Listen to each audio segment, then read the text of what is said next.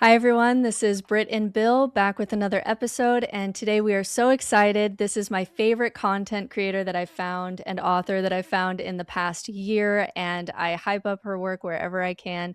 We are meeting today with Liz Bucar. She's a religious ethicist and professor of religion at Northeastern University, certified yoga instructor. Her popular writing has appeared in The Atlantic, the LA Times, Wall Street Journal, and she's the author of 4 books including the award winning Stealing My Religion, which has really changed some of my views quite a bit.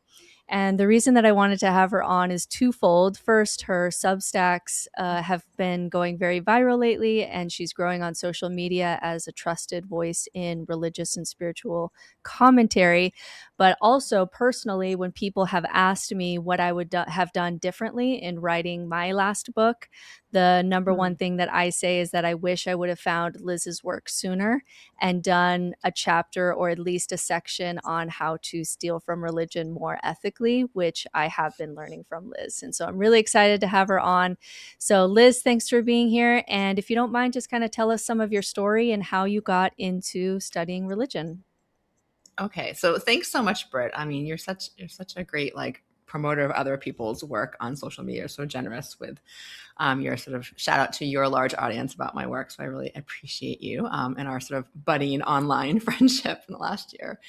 Okay, so how did I get here? It's a little bit my mistake. I am like my day job as professor of religion. I didn't study religion at all as an undergrad. Didn't take a single course.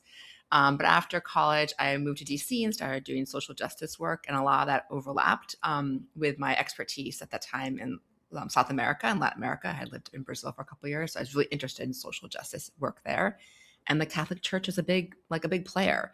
So I think I first came to my interest in religion sort of through that social justice lens, where I was like, okay, this is like something that has to be engaged. And I did work in DC, and I ended up at a group called Catholics for Choice, which is actually a pro-choice, pro-access to contraception Catholic Mm. organization. And that job kind of blew my mind a little bit. I think. I mean, I'm baptized Catholic, but I was not raised in the Catholic Church. I was raised in a Congregationalist church. My dad was Catholic. He used to joke that the Congregationalists are like the social club of Protestants. But I was raised in a Congregationalist church until sort of like middle school, when I no longer sort of accepted that sort of identity for myself. So I was a little familiar with Catholicism, but I hadn't sort of dived into sort of like all the sort of resources about safe motherhood and responsible parenthood and like sanctity of life, and all those could be resources for arguing for this sort of pro-choice access to contraception sort of like framework. And that like kind of just blew my mind.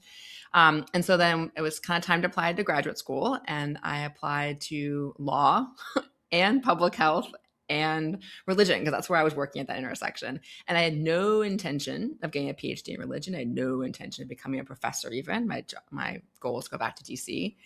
I deferred law school at Chicago and started a master's at that time only in religion at the Divinity School. And then I just kind of was like hooked. I was like, these are just such rich frameworks to be thinking within. I was really interested in gender stuff. I was like, oh my God, there's so much here.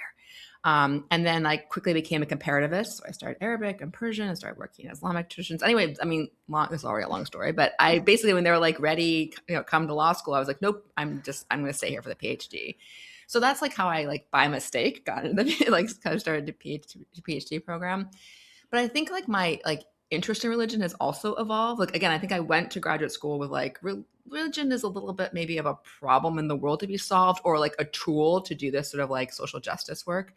And I think that a lot of my early work is sort of looking at communities that are doing that and sort of trying to highlight that. But this last book that you just mentioned, Stealing My Religion, and my new book that's coming out in April, Beyond Wellness, are more personal, and they're more thinking about like, how is my own engagement with religion and spirituality? Like, what does that look like as someone who's non-religious affiliated? I mean, Yeah. people born would call me a nun, right? None, right? Or a spiritual, not religious. I don't know if I really like those titles, but that's what I Yeah. am. But I'm also a religion professor who like deeply interested in sort of engaged in like sort of these religious communities. And I just sort of realized that like there was some personal stuff that I was also figuring out and working through with my like, highbrow scholarship objective. Like there's no objective space to study religion is sort of what I come to think about. So now I'm in this like new space, and I think that's the space that you and I kind of met, Mhm. right? Where I've started doing more public facing work. I've started exploring my own sort of identity and thoughts and concern. I like sit between skeptic and seeker, I think. And that's like new for me to name that. Skeptic is fine. Like, yeah, scholars were Yeah. skeptics, but this like seeker identity, that's like a new thing for me a little bit. So like, what does it mean to think about doing, I don't know, like public theology for non-religiously affiliated people? What does it mean to be engaging these religious ideas at this particular political moment? What does it mean like, for the new book? What does it mean for all these spiritual practices that I'm like interested in? Like, what are their religious roots? Could they work better for me if I understood them? Are they not working for me? Are they hurting me because I don't understand those roots or I don't believe in those roots? So that's what the new work is about. And I think what's interesting is finding people. I mean, we're like don't do quite the same thing, but like you're a conversation thought partner for me. My Substack grew kind of quickly for me. I think because people were already feeling this. Like people were like, God, the wellness industry is like not working for us. Like it didn't do what we thought it was going to do. I don't want to convert to a religious tradition. I don't want to steal or appropriate from indigenous communities or Eastern traditions either, right? Like I think we're in that particular moment now where we're concerned about that, Yeah. which maybe people weren't like in the 70s and 80s, right? But like, so what do I do? Like, how do I engage? And that's the stuff that I'm like trying to figure out for my own self, like real time. And that's what my writing's about. Mm. So good. And I didn't know your backstory. I didn't know how much you actually came from religion or not. And so it's really interesting that you have, not that you can have fully, like you say, an objective opinion on religion, but it's interesting that you weren't, really raised in a hardcore spiritual tradition and you just find religion so fascinating. Yeah, and my mom is extremely religious and Mm. she continues to be. But I'm so like religiously ambiguous that some of my colleagues don't actually even know about my identity. So I once had a colleague introduce me as Jewish at a talk because my partner's Jewish, so he's Jewish, and I was Oh. like, what? Jung, I'm not Jewish. Like what? Like where did you get that right? So like this idea of like that's like a scholarly thing, right? Like some of us don't put our identity into our work, Mm. and I've just really flipped that in the last couple of years, where like my identity is really driving the work because I think that I have questions that are informed by my engagement with others who are also in that Yeah. space of like seeking and So skepticism. this is a really big question, but it's what of your work that has changed me the most. And so I want to just give you it's a hard question for me to ask you because you wrote a whole book on it. So I'm basically being like, "Hey, like tell me your book in a sentence."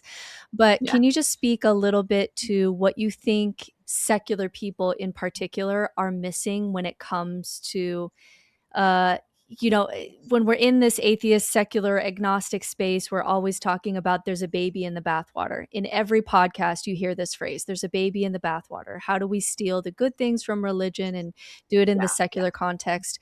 Yeah. And what do you see as the main things that we're missing when we're trying to do that from the secular side? Yeah. So I mean, a couple things. I think what you diagnose is a little bit of the problem that I talk about in the last book, Stealing My Religion, which is what I think a lot of people are concerned about cultural appropriation, but not about religious appropriation. Mm, Because like religion is like powerful and maybe bad, or we don't like it, particularly those of us who don't have religious identity, right? So we feel totally fine like stealing from them. mm, And I think that last book was me being like, whoa, whoa, wait, hold on. There's something self-righteous about that like position. Like I want to do your things, but I don't want to be you. Or I can do your things and get the benefit without any of that doctrine and dogma. And so like that last book was me thinking about like what kind of harm do we cause when we do that? Like harm to communities, harm to traditions. A lot of that book is about whiteness and my own sort of privilege, like what kind of how am I interacting with white supremacy when I do some of that stuff? I wasn't like not trying to, but I just right. was. And I Yeah. didn't Can realize you it, give an right? example? I think you do like 3 kind of concrete Yeah, examples in that book. Can you kind of bring that down to yeah. an So that example? book is, yeah. I mean, that book talks about 3 different things: a political example, a health example, an educational example. So, I mean, the educational example is about me taking students on the Camino. I used to run a study abroad for like over 5 years on the Camino de Santiago. We go to Spain. We study comparative religion in Spain, southern Spain, so amazing. Then we walk the Camino, this pilgrimage route in northern Spain. And we're walking supposedly to like the bones of St. James, but his nickname in Spain is also Matamoros, the Moor killer. So, like, what does it mean to not know and to erase that history of St. James also not only being a disciple of Christ, but also being considered the more killer in this Spanish history? That's just like a little example. Like the erasure, I think, causes harm. I mean, another example in the book that also is in the new book is yoga, because that's a great example because everyone has some access to it. 10% of us actually practice it. It's not considered religious by most people. But yoga, depending on how you practice it, there's a really great story in there that I borrowed from my friend Rumia about her practicing in this Texas yoga studio, and she herself is South Asian, and somebody making a joke out of namaste, like let's namaste this together, and Rumia feeling like that feels a little bit like I don't like that's a little cringy to me. Let me explain to you why, and kind of having a little bit of a confrontation, but feeling like it's a teaching moment because she's also a teacher and her getting kicked out of the yoga studio as a result. And her realizing that studio was a studio that protected white civility and it was a space for white people feeling comfortable about yoga and appropriating things from her culture. But, God forbid she says something about how it makes her feel. And then suddenly she was a problem, disorderly. So like those were the examples. I mean, really that book is I'm pretty honest about like it's about me exploring my own discomfort and it's about making you a little uncomfortable about things that you're doing and understanding how It you're definitely interacting. made me uncomfortable about how I practice yoga because as like Yeah, any white woman, I've walked into a YMCA and just walked into yoga and thought nothing of it, really didn't yeah, connect it to anything. And yeah, so much of it can become like make sure that we're doing these poses like so our abs look a certain way or some like fitness yeah, nonsense that gets like wrapped into it and it totally changed how I yeah. like how I saw that. Yeah, it really called Yeah, me and out. I call that sort of like respite yoga or on this new book, wellness yoga. It's still yoga, right? But like I feel like it's not doing as much as it could do. I think in this particular political moment, it's also like bypassing yoga, right? Like you go to the yoga studio to unwind and to unplug because the world is on fire around us. Like there's a lot going on.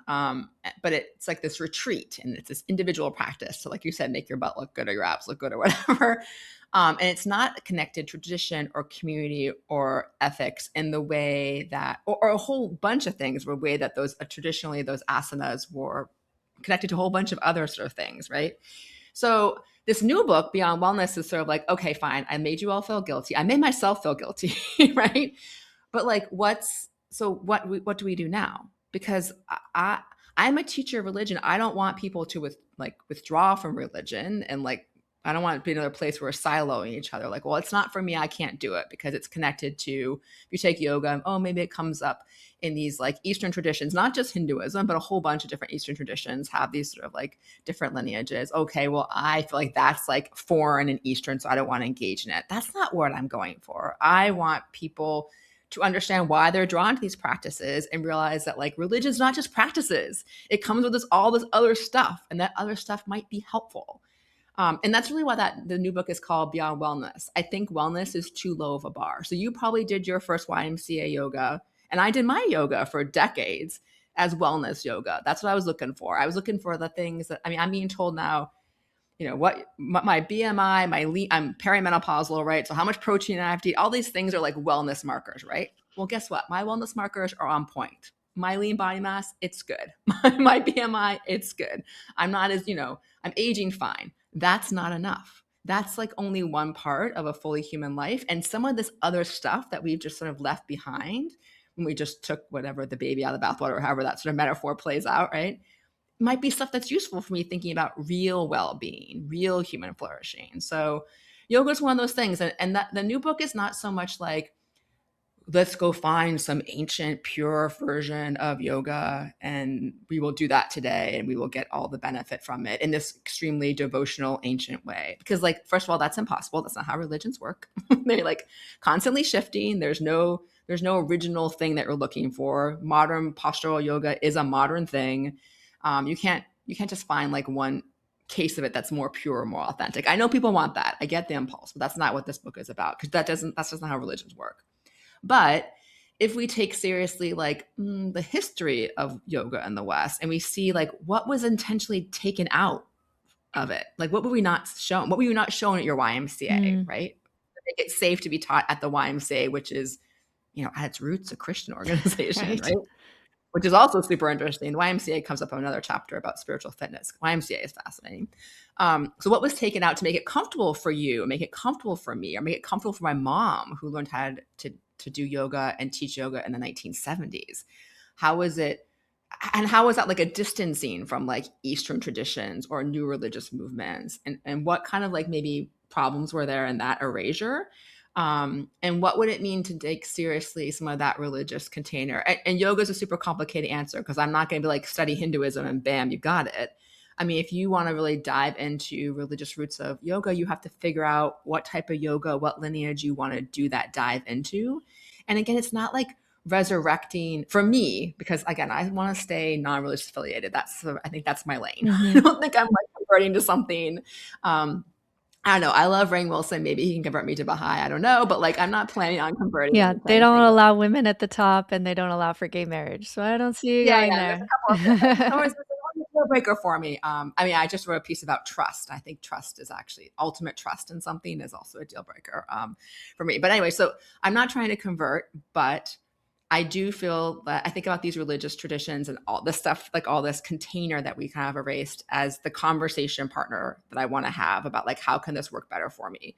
So if you just take the case of yoga, something very simple is that the postures were always connected to this ethical framework, the nama and yamas. Now, maybe that ethical framework, the actual content of it doesn't line up exactly with my list of things, but I have core values. And so how do I connect my physical practice, make it a way to remake myself that's consistent with those core values? Opposite of spiritual bypassing, how do I make me more politically engaged? How do I help, how do I find a studio that isn't a place where whiteness is maintained? So my studio pays full-time instructors healthcare. It has a very diverse teaching faculty in terms of like many sort of axes, right? Like in terms of age, gender, race, body size. I love all that. So how do I find spaces and communities that I want to practice with? Like there's all kinds of questions that religious container has me ask in my practice versus like going back and finding some pure yoga and doing that today. Mm-hmm. I love that. As we're talking about how to ethically utilize rituals, actions, behaviors, meditations out of religion and do so in a way that's appropriate, that has us spending time to understand where those practices come from and what went into creating those so that we can respect them and respect the people who created them. I know you've spent some time talking about psychedelics, and I've done a lot of drugs. I'll just be honest. I have not, Bill. So you have. Okay. I have not. Done ayahuasca. Have you done ayahuasca? LSD, cannabis on a regular basis, and name a bunch more, but I want to be careful. So I'll just say that I feel like I've used them pretty responsibly. Okay. Yeah. Yet, I know a lot of people come out of high demand fundamentalist religion, and a lot of people come out of the one I came from, Mormonism, and often do a lot of risky behaviors trying to figure themselves out. They feel like the system that they don't trust anymore gave them a lot of rules, and they're trying to figure out which rules are real and which ones aren't. And so I see people who utilize substances in ways that I feel maybe are a little reckless at times, or not as responsible, for sure. And I'm just curious, as you talked about the ethics of utilizing things within religion, what are your thoughts on the ethics of psychedelics and what's appropriate, what's not, how should they be used? What are your thoughts there? Yeah. Okay. So a lot of things you just said I want to touch on. So one is that like, there's the ethics of like, what do we owe communities and traditions, right? So that's sort of like, again, that's a lot of the focus of Stealing My Religion. So the question then for psychedelics becomes, if you're taking something, say like plant medicine, is this coming out of an indigenous community? Are they raising red flags about this? Oh, this is now getting over harvested. We can't have access to it now, ceremonial, because like whatever, or the medicine doesn't work the same way for us anymore because now it's being commodified. And I understand. So I actually have learned a lot from sort of talking to people about indigenous understandings of plant medicine and thinking about plants, not just as respect for, but as actual kin that we owe things to. And so that extraction process means like the medicine can't work as well for you in that kind of worldview. So really there's like that sort of understanding and respecting that, those kind of traditions. But then there's the other part of like risk that you're bringing up, which is like, what's the risk to me if I do this thing? And that's a lot what the new book is about. Like, okay, fine, maybe you don't care about like hurting other religious traditions or communities' feelings. I tried to make you feel bad, but it worked on Britt. Maybe it didn't work on you. But what about you?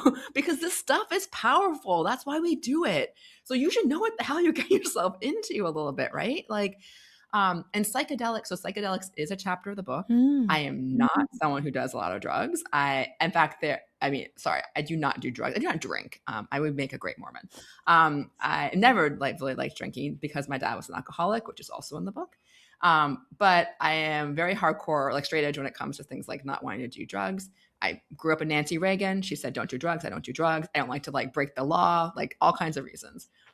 It had to be in the book though, because that is a place where people are doing spiritual wellness stuff, right? That's people are looking for these big experiences, these big like crack open your head, mind, mystical experiences. And psychedelics are going to be legalized. I mean, I certainly think in the next decade, all of them are going to sort of just become more mainstream. You want to live in Oregon to get access to this stuff, right? So like I had to have a chapter about it. I did not want to do any of it. And we can talk about how I ended up doing some stuff. But for me, that's also important to engage these religious traditions because like if it's going to be legal, I want to like know the people and the communities that have been like working with this stuff, this powerful stuff for centuries. Because if it's like, this is true of all medicine, right? We forget this with spiritual practices. If stuff is like strong enough and powerful enough to work, then it's strong enough and powerful enough to have adverse effects for some people. But that's just like true of everything, right? And more is not always better, right? They take the mindfulness example. Just be mindful, meditate all the time. Like the more you do, not more is not always better for people. And I'm particularly concerned about like something as powerful as a psychedelic, entering even just clinical and therapeutic spaces without sort of this like any of this container, which is I think is like a lot of it as a safety container. So it's kind of, I think a lot of these chapters in this new book are kind of like get informed consent.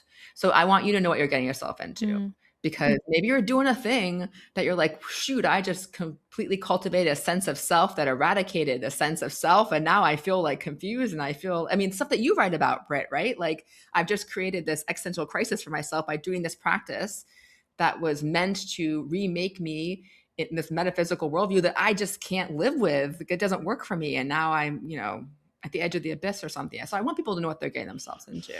And psychedelics is one of those things, one of those practices. Yeah, and I'm kind of in between you two as far as drug use. I've probably done more than you, Liz, but definitely less than my friend Bill over here. And this is one where before even I encountered your work, I had made some shifts in the ethics because at the beginning, it really changed my life in such a positive way so quickly for me that I like wanted to know everything about this thing. I wanted to share it with my friends because it felt like this amazing tool that would be selfish to keep from other people. And I apprenticed with 2 different guides and kind of learned under them. And then I actually did start guiding and providing this as one of my services. And realized within about 6 months that there were ethics that I was really not taking seriously. And I am at a point now where I don't do any guiding anymore. And I have a friend, colleague who has both sides of kind of this map that you're laying out. She has worked with Indigenous people and grows the product herself in ways that are sustainable, in ways that she was taught and has great respect for. And also she has some of like the trauma informed work and she's been trained in psychedelic level kind of therapy that I'm not trained in. And so there's no reason that I should be just as a white person, just like giving people mushrooms and guiding people and blowing up their brains. I realized that, hey, I'm actually kind of operating outside my ethics here. And I had one woman, I don't think that I did her harm, but it was very clear that I was like outside really safe ethics for myself because she was in a marriage where she was like her body was saying no to sex, but she was saying yes, kind of one for a long term. And for the entire session, her genitals and breasts like hurt because her body's just kind of screaming at her like, I'm not okay. And I realized like, oh, I'm outside, like I'm outside my experience, like what I should be doing here. So now I'm in a space where I defer all of those kind of guiding sessions to someone who's much more qualified and has the ethical frameworks and containers much better than me. And then I do a lot of the reintegration therapy, which I am trained on, which I have a lot of more experience doing. And so we tag team because I was better at that and more trained in that than her.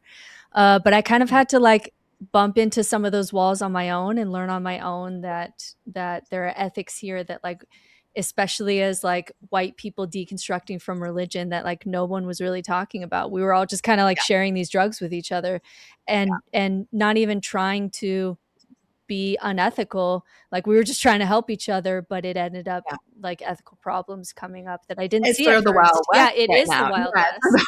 That's how it was. And I think, there are people writing about this from within sort of indigenous frameworks, talking about it like in clinical settings and what sort of like review boards they'd want and what role they'd want for like indigenous sort of wisdom, indigenous leaders to be in that space. I mean, I think an interesting thing, and this kind of happened a little bit to you, Britt, is that sometimes you learn a lot about where this practice comes from and how it's used ceremonially or how it's used by a community. And you listen to what they say about your use of it. And they're basically telling you, this is not for you. Like in some ways you're like, your conscious, your whatever, your gut, whatever, how you talk about it was kind of like, this role is not for me. No, it's not. Other people can be in this role. And I don't, just because I'm like drawn to it or it worked for me, doesn't mean that this is, that I feel like this is appropriate for, again, in terms of who I am for my core values. I mean, a lot of my work is trying to get people to understand like, this is not a one size fits all. But like, if you understand your core values, and sometimes this stuff is just not for you, even if you want it or feel like drawn to it or feel like it's powerful. And that can be one of the consequences of learning more. Mm-hmm. Yeah. Let me ask you, you talked a little bit about yoga. And so I had a yoga question here, but I actually want to switch that out for meditation. One of the things that you challenged, I think all of us on, is when we take meditation out of its roots, it can become this like practice that we do to like help optimize and be better in a capitalistic system because we have less stress so that we can work more. And we've taken meditation out of its, ethical frameworks and roots. Can you talk maybe a little bit more about how digging into meditation and how we, especially white people in the West, have kind of stolen it for optimizing? So much of this is, I feel like you're showing us more baby that we're leaving behind. Anyway, can you speak to that? Yeah. So meditation, or maybe we just say the term mindfulness, because that's sort of the ambiguous term that's used everywhere, right? There's mindfulness programming in my kids' elementary school or public school. I didn't have that. There's mindfulness programming on my college campus, both through the Center of Spiritual Life, but also we have an academic minor. So there's, first of all, this, you kind of back up and be like, are we talking about mindfulness? And then mindfulness is kind of everything. So it's maybe nothing. But a lot of people think about their mindfulness practice or the meditation practice as having Buddhist roots.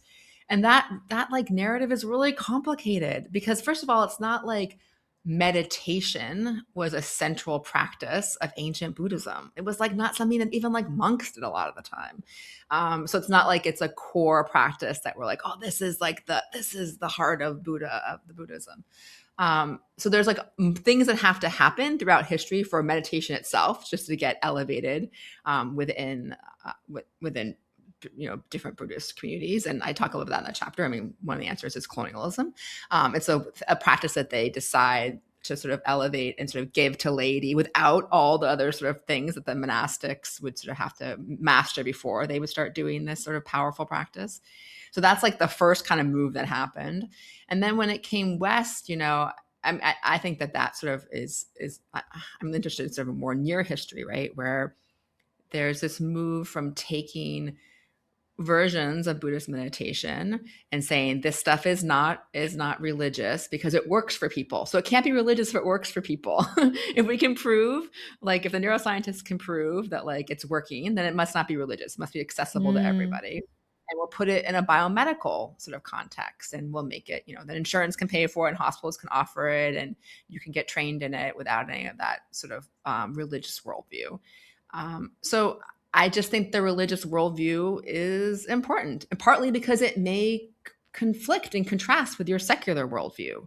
And you may not realize that till you're pretty far into the practice. Often if people really get into meditation, they start learning more and more. And then there can be like, it's almost like a form of schizophrenia that you've created in yourself. You're like, I'm doing this thing and I'm creating this, but like, that's not, that doesn't match up with my sort of maybe more Western secular worldview. So that's like one thing that can happen in terms of like adverse effects. There's lots of ways to talk about what got left behind. I pulled out a couple different things that come up through the monks that I was working with and interviewing and doing silent meditation. One is that they talk a little bit about meditation being part of a stool, one of the legs of the stool, and that you really can't have it without other parts of the stool too, rather. And again, what other parts of your stool maybe are different, right?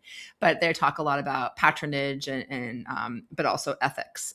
So I think a little bit about actually, so the mindfulness chapter is the chapter I have that if people pre-order, they can get access to it. And I made like a workbook to go with it because I realized people were like really interested in meditation and mindfulness and didn't sort of understand how, to do it better in a way that worked better for them. And so I kind of came up with like basically a list of questions, like, let's figure out what your worldview is. Let's figure out if your practice is just focused on yourself or your community and the world. Like, are all those things getting met? Is that important to you? What is your guide like? What is your teacher like? Even this idea of like having like a religious guide for your meditation and mindfulness. We don't trust religious institutions and we don't trust religious leaders, but I think having a guide and a teacher can be really valuable. And that's not just the teacher in me speaking. I just really think that having someone not someone who's like, I wrote a post about this, right? Like not someone who's like, you shall always follow me and worship at my feet and give me lots of money and buy my supplements or whatever, but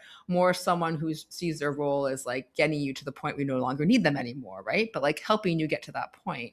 I think that's a big part of it too, that we kind of forgot the importance of that sort of like master apprentice teacher student sort of role. And I feel like 6 months ago, like we were talking about this, you were talking about this, or we were having a conversation about this. And then I feel like in the past month, this has become so apparent because when we took meditation or some of these Eastern practices and didn't take the ethics with us, this is when we're seeing so many large spiritual content creators only focus on inner work in this time, right? And you and I have been calling this out, like the Jay Shetty, who like his like I still playing the same thing, like right? Ezra Klein, like all these people that are just like, you know what, I'm just working on, what's going on in here, and it's like this focus of meditation and inner work, which is not bad. Like you never said that like that's wrong or that's bad, but you forgot the ethics that came with it. And now Jay Shetty, like his last podcast was with like Nara Smith and about her like makeup routine, and it's like, buddy, like your spirituality should have had something to say about the world today. Anything, like something, like something other than what Nara Smith's makeup routine is. So this might be also, we should probably be honest, Britt, this might also just be a feature of like what you and I think is good and important about spirituality and religion. So like when I write, so my Substack is called Religion Reimagined, right? When I only want to reimagine a form of religion that is politically engaged and progressive, because that's who I am. So it's like liberation theology for nuns, right? In some ways, I'm not interested in like holding up forms of spirituality and religion and trying to get people to understand them more if what it makes them be is like less empathetic, right? Or less aware of what's going on in the world, or retreat. Like, why? So there are definitely people who are doing that and protecting their brand. And there are people who I think are like very sincerely religious, who are like, my religion is not political. But to me, that doesn't make sense. Like, I can't imagine, I want that from spirituality and religion. I want that kind of leadership and guidance right now. Like, what else? Again, if I'm thinking about religion as a conversation partner about human flourishing, full well-being, not just feeling calm, not just my BMI, whatever. I want you to talk to me about politics too. Yeah. I want you to make sense of what is happening right now. How do I interpret this? How do I move forward in this? Yeah. In this reality, right? Like, Yeah, how do I, how I approach that is less about, like, not everybody has to be the same amount of liberal politics and see the world the same way I do and all of that. For me, it's like I got there through the journey of, um, looking at kind of these more masculine approaches to spirituality and then feminine approaches to spirituality. And a lot of times with masculine forms of spirituality, it's a lot about like leaving the body and transcendence and transcending the world and going to other dimensions. And what we see from like female mystics, which really changed me very deeply, was like this sense that your spirituality should make you more able to spend a week with your parents. You know, like it's embodied, it's in the world, it's in your body, it's in relationships. And so whether like however that shows up for you politically, because everybody has political values, and I think that conservative political values, like things like loyalty and things like that are not bad. Like I want all those values at the table. I just want you engaged in the world somewhere. Otherwise, I just see us going to this more masculine place of just like going to the mountain and transcending the world. And to me, that's just never yeah. brought wholeness. So it's interesting because I think of like the non-engaged religion spirituality as itself conservative. Mm. Like I feel like it's not neutral. I feel like it's like a choice and it's a conservative choice. But I think the other way I think about it, it's interesting, the masculine and feminine, that's not usually the way I articulate it, but that's an interesting way of thinking about it. But I often just sort of articulate it in terms of like enlightenment did a number on us. Like the focus on the individual wasn't as good as we thought it was. And there's a reason why we're in a crisis of loneliness. It's because we're even thinking about the spirituality and religion is like, what can I get out of this? Mhm. Like I think about all the sort of like, again, I look at the intersection of spirituality and wellness. So all this sort of like living forever, life hacks, like it's all focused on me. We forgot that that the human project was always a collective Yeah. project, right? One of my And favorite so call outs was Jordan Peterson, who's very individualistic and more on the conservative side. And his thing is like clean your room, which is this sense that like take care of your uh, inner world in your life and your responsibility. And someone who was debating him, who had more of collectivist viewpoints, philosopher, said maybe we should look at the systemic reasons for why your room is always dirty.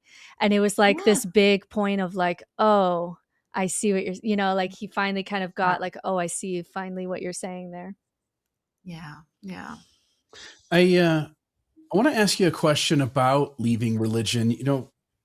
Folks who leave, I mean, if you dedicate your entire life to a system, Yeah. and it's the lens you see the world, it's how you've made meaning, and at least in some systems you were manipulated to see it as having all the answers. And Yeah. so when people learn that the system wasn't true, and sometimes it happens overnight, I mean, they read a website that lays out the issues of for instance, Mormonism's history, or its changes in theology and its harm to marginalized groups, and they'll just deconstruct it in like a single night, and mentally, intellectually, they're done. They've checked out. They're ready to walk away, but it's their community that culturally they're still tied to it. Emotionally, they're still tied to it. And I'm always debating, like, what's the healthiness of staying longer and processing things slowly? What's the healthiness of stepping away immediately because it's not true anymore, and you value, maybe you value truth seeking over the community. You have any thoughts of that? Like how Yeah. people can, in the most healthy way possible, negotiate the deconstruction of their religion when the intellectual side moves much faster than the emotional and cultural side? Yeah, and the relational side Mm. too, right? Yeah. I mean, this is a little bit outside of my own life experience and my own sort of expertise, but I mean, my first sort of thought is like to allow yourself to sit in the grief because, right, that's partly there's a mourning process that has to happen. And I think that the move from deconstruction to like constructing something new, that space might be quite big. And to so allow yourself to be in the grief for a while. I mean, the closest thing I have to personally like this, which I just actually wrote my Substack last week, is the kind of family rupture politically that I have with family members. And, it's interesting. I got a lot of advice like, well, if your parents don't agree with you or you have relatives that don't agree with you politically, you should just cut them out of your life entirely. And that's like just not something I'm willing to do. and you only have one set of parents. But what those conversations, I think thinking about how to have those conversations with people who are still in your community or in your family, that's like a really hard thing to navigate. So I think it's also like finding the people who are on that journey with you. So you have some sounding boards, whether or not that's like, a therapist or other people who are also deconstructing their faith, or some sort of like, spiritual guide. I mean, I'm not even sure what Britt does. I think this is what Britt does because she does all these things. But like, it's hard to do it by yourself because there are all kinds I of things. think what people appreciated, I actually looked in the comments of that article, was that here was like a professor of religion saying, I'm struggling with how to talk to my parents this week and I don't really know how to do it. There was just like an honesty in that like, hey, this is hard even for me, someone who studies like religion and is very, politically, thinking about these I don't things. have the answer to how to deal with these family dynamics. Yeah. Right. No, this is hard stuff. Like, I think that I had one of the comments, some of the comments were so thoughtful on that post, actually. I think so. Some of them, and some of them were like not, but most of them were. And one said, what you're feeling is another form of the grieving. Like, I'm grieving right now because what's happening politically in the US. I find this really, I'm mad and but I'm also sad, like, because I'm grieving for something that I thought was true and I thought was going to be true for my daughter growing up here, and I thought was true for just our communal values. But this comment was like, you're also grieving that you couldn't call your mom. That like in that moment you couldn't call your mom, and like there, yeah, and someone else said like, I'm feeling the same way, and it's because these are the people who gave me my core values, and we don't agree on what's happening. Yeah, and that feels like, again, a form of like moral injury, because I was like, but like, these are my values that you gave me. And so how are we not seeing the same things or feeling the same things or, worry about the same things? And so, yeah, I think that there are no easy answers to that. And, people leave religious traditions for all kinds of reasons. And sometimes it involves trauma. I mean, it always involves trauma of some sort, right? But that like kind of divorce thing from the family, from the community, and that sort of big form of loss is, it's very human, but there's not a really great way to like get over that other than to like grieve it and then start to build new relationships or start to build those old relationships in new ways too. Which is actually what I ended up doing with my mother. I mean, I haven't done the follow-up post. I'm trying to see if I'll do one, Britt. It's funny. My mom called me after I did that post within a couple hours. I knew she would. And we talked for about a half an hour about everything except for that post. And then I said, Mom, I think I know why you called me. And we had like a really good, frank conversation, a really honest one about what was going on. And, maybe that's a great beginning to something new and rebuilding something new and different, which doesn't have either one of us change our position, but is something.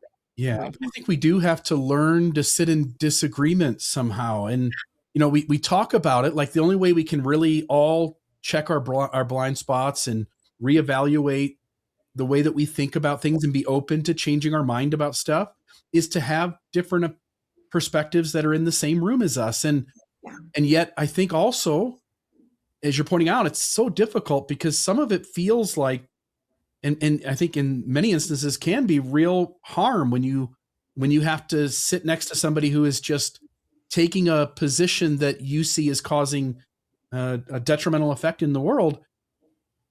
And so a lot of times you just run back to some echo chamber and isolate yourself with the people who think the way you do. It's just such a hard thing to navigate, trying to figure out how you stay open to disagreement, while also not putting yourself in a position that you're just getting bumped into in ways that aren't in your best interest or your health. Yeah. And I think, so, I'm actually an optimist at my heart. I'm like glass half full all the time. And so one of the things when I wrote that piece, people were like, forget it, cut them out of your life. Who cares about the whatever, the people on their side of the pew, whatever. We cut them out of our lives. We don't care about them. They're idiots. They're dumb, whatever. And I think that's wrong. I actually think in some ways I have a responsibility to have those tough conversations with the people who are closest to me, because my mom can hear me. Yeah. Because if I'm on the phone crying and saying, this is what I'm scared about for your granddaughter and for my daughter and your granddaughter, like, I need you to hear this and hear my pain right now. She can hear that differently because she does care about us, right? Than if I'm trying to have a fight with someone on the street. So I think I think that is a really important first step to, like, hopefully what I hope will happen again is something new. We're reimagining the US right now. We're breaking a lot of stuff, and hopefully we'll come out in a better space, but it's only going to happen if we can have these harder conversations. And I think starting with the ones that are people are close to you, those Yeah. closer circles, is a good And way I to think this is a place where you can use privilege for good, in the sense that I'm not in direct effect of some of these. Like, there's some privilege to my whiteness and the way that I'm able to move about in the world. And so this is a time where, like, bridge building and holding space for those hard conversations is something that people who uh should, because, like, in my family I have a lot of MAGA Mormon family members, and I have a gay brother for whom, like, these conversations are so damaging to him and to his too mental hard. health, too hard. So, Totally. like, someone like me, like, Yeah. it is the right thing for me to be that person. Yeah. Like, this is a place where privilege can be used for something really Yeah. positive, because someone who's more directly affected, it shouldn't be just their job when it puts them in harm's way. Yeah. I mean, I think one thing I told my mom, who feels a little bit insulated from this, I think feels like we're a little insulated unless I start protesting in Boston, which she's really concerned about, is I reminded her that my sister-in-law, her husband is Peruvian. So my sister-in-law's family is Latino presenting, certainly. And I'm like, Mom, that she is worried Mm, about these kids going to school mhm, and her husband going to work every single day. This is not just happening to other people. These are happening to, like, this is our extended family, your extended family, Mom, my mm, extended family. And so again, that, like, I can say that to her, and I can speak out because I'm not, mhm. I'm not a target in the same way, right? Like, I mean, no one's safe right now, Right, but what is right. the risk, and how can you use different levels of risk, you know, But it's hard. for for collective Let good. me shift over to another recent Substack article. I've just been loving your Substack lately, to be honest. And I'm not usually a Substacker, but I never miss yours. And it was I how write so much too, I'm so sorry. it was Wow. all these surveys. There was this hullabaloo Oh, yeah. about the surveys that came out about religion, that young people are just flocking back to religion, right? And then there was kind of this counter survey that's like, well, we looked at the data more closely. That's not really happening the same way that, these original headlines were kind of saying. And then you kind of just said, hey, we're all missing the bigger picture of what's going on here. Can you talk to us about this bigger picture of what the hell is going on with religion and young people? Yeah, so I think I'll get myself in trouble with all my very quantitative, statistical kind of, like, inclined people, but, I mean, you're right, there's this, like, I feel like every other month someone comes with a new survey being like, "Americans are less religious than they've ever been before." We asked them, "Are you religious?" And, like, only 30% said yes, or, "Is religion an important part of your life?" I heard that in in a survey to Americans, and a very small proportion said that it was important in their life. And I was, like, looking around politically, being like, "What are you talking about? Religion is important in everyone's life right now. It is, like, pushing national politics." So part of me is like, the questions we were asking are wrong on these surveys. And it's not, I don't think that, like, demographers are doing it intentionally wrong. I just think that, like, we don't know what we mean when we say religion. We don't know what we mean when we say spirituality. We all mean something different. We all think we know what we mean. So a survey doesn't capture the religious life in general, I think. So, if you ask, even I'm hard pressed. I'm working on, which Britt will get to read because she reads my Substack. I'm working on a piece trying to decide if I'm, like, spiritual or not, if I feel like I can own that title or not. And, like, that's me, who has been studying religion for 25 years. I can't even figure out, like, what I mean by this title, right? So that's part of it.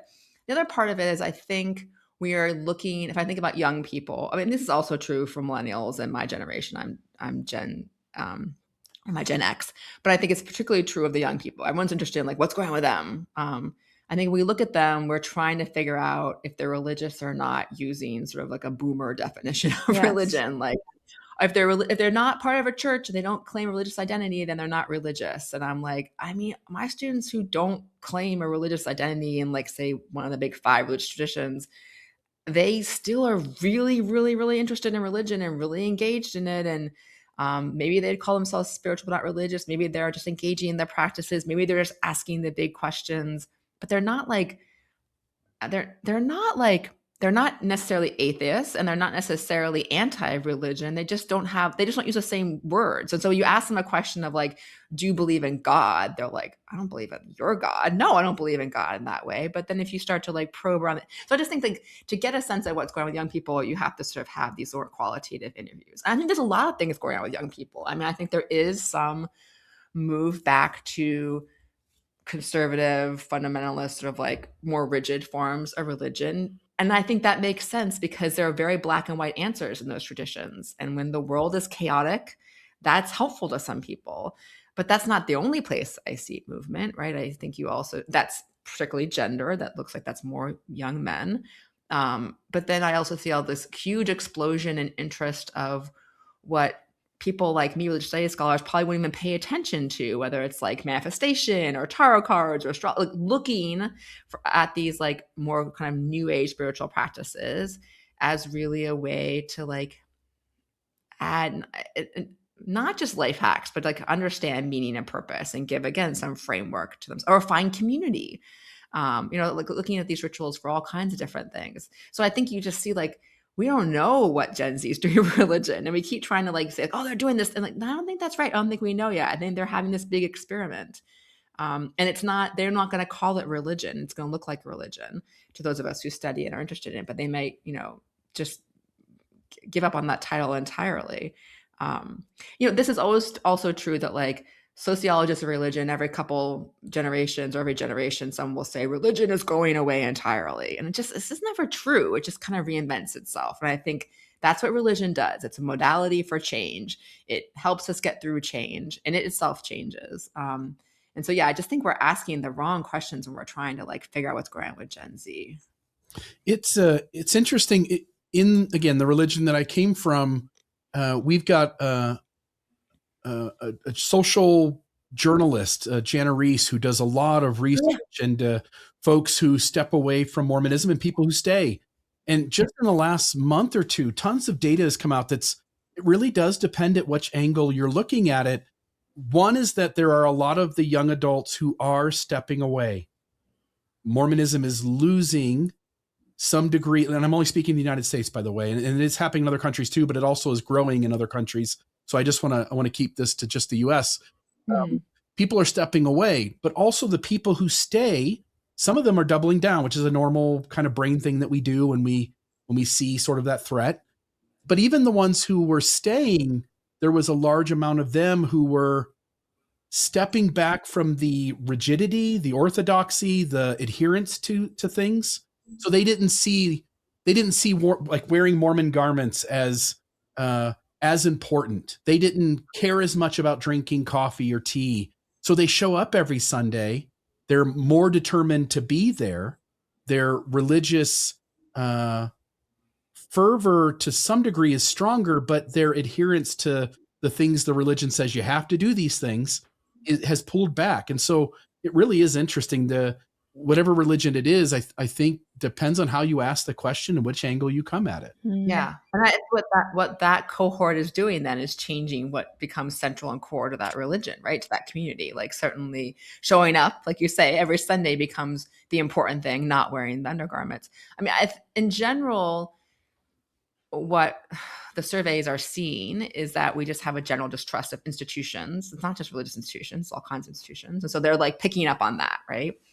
But like, you're right, there are some people who are doubling down institutionally. So then I guess I'm more interested in like, well, how are those institutions getting changed? What new institutions or collective sort of forms of collectivity are we creating to step into those spaces?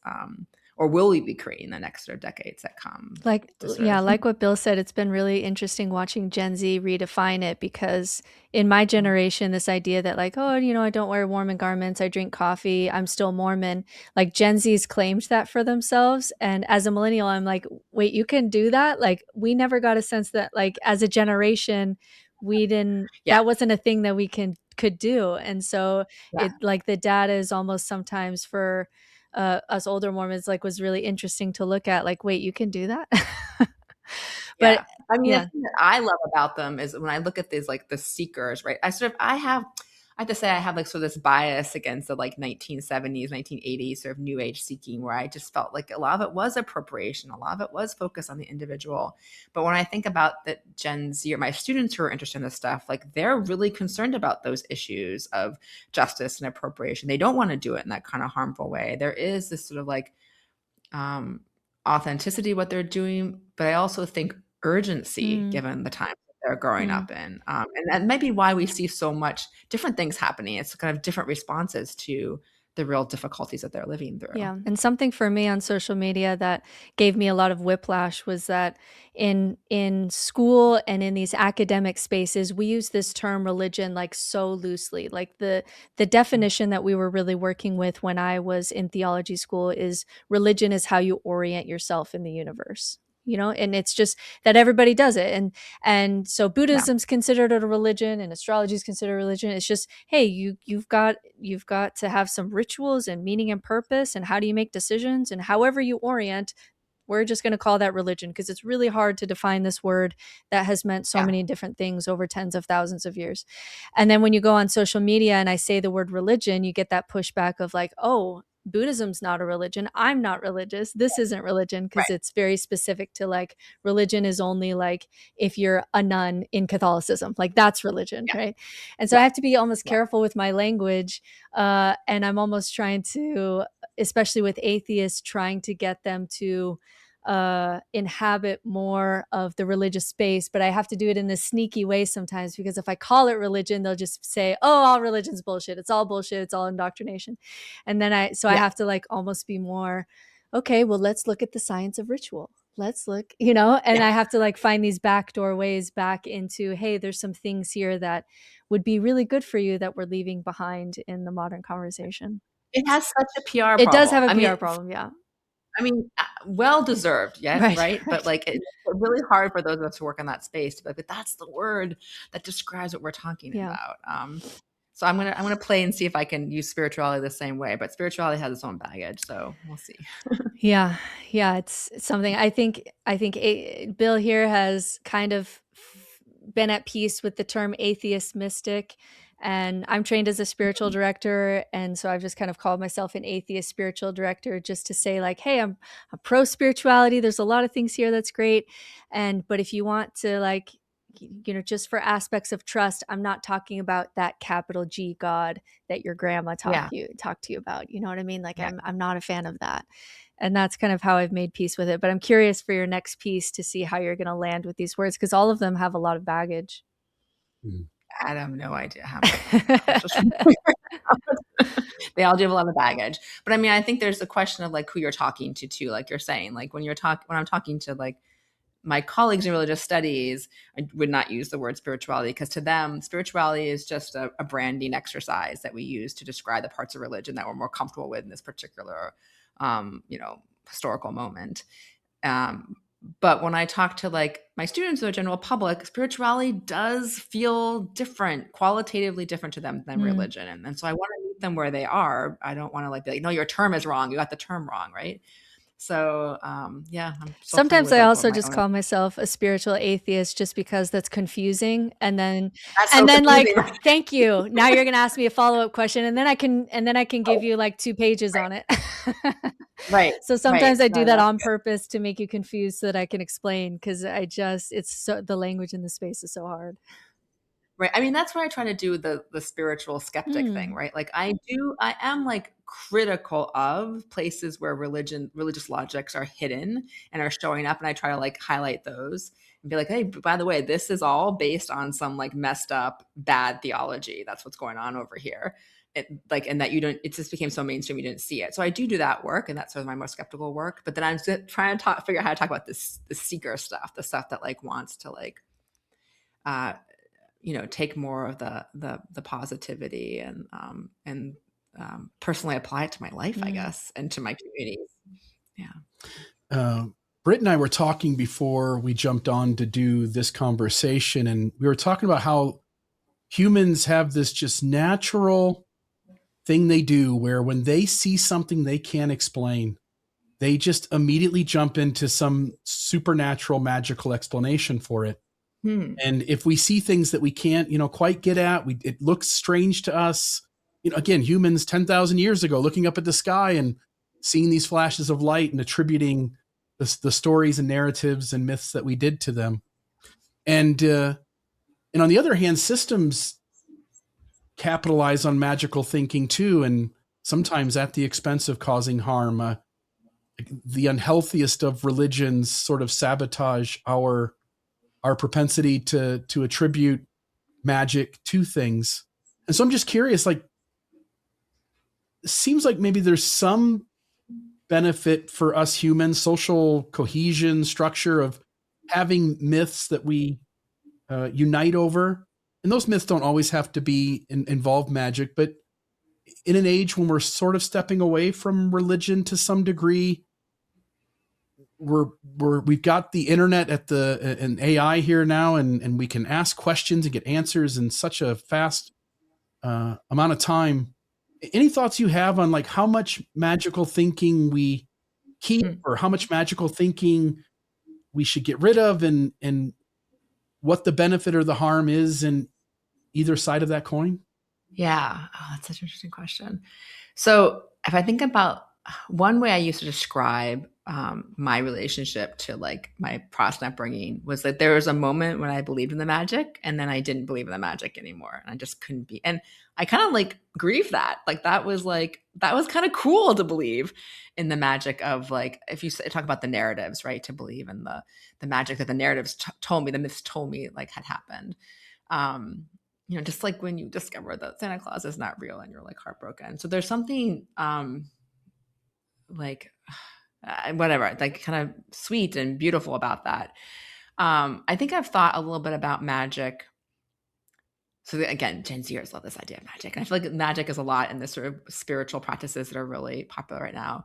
I guess it's come up for me in two places. One was the psychedelic ayahuasca experience I had, and the other was more recent work I just did about manifestation, which I have to say, I'm just started off as a very big skeptic of manifestation, because I just sort of thought about it through the like lens of what Instagram manifestation was trying to sell me, right? Like, just think some positive thoughts and you will like make a bigger house or a better car or a handbag, and then so that starts to feel like prosperity gospel, and it starts to feel like ignoring the fact that like you can't think yourselves out of like structural racism, right? Or like, why can't you clean up your room? Maybe there are structural factors why you can't clean up your room.